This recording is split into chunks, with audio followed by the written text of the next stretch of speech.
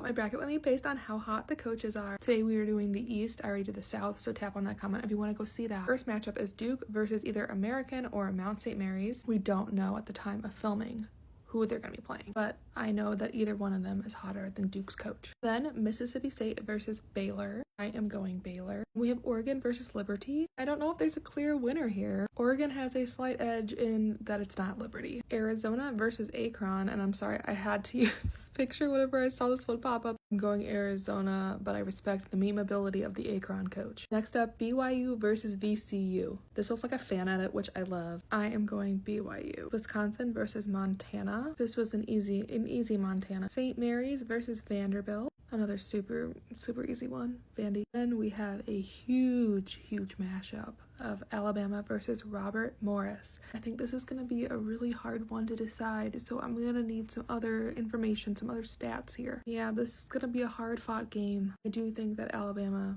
pulls off the win. Okay, we are in the second round. We have our two play-ins versus Baylor. And I think they're still winning. They're still on their Cinderella streak. Then we have Oregon versus Arizona. Arizona has a subtle edge that pushes them over the line. BYU versus Montana. I have to go Montana. I just have to. And then Vandy versus Alabama. Roll Tide, roll. Sweet 16. One of these guys or Arizona. Slight edge there. I don't know why, but just it's there. Then we have Montana versus Alabama. A more challenging matchup than a lot of these other ones. I still think Alabama pulls this off. And in the Elite Eight, will it be one of these two or Alabama?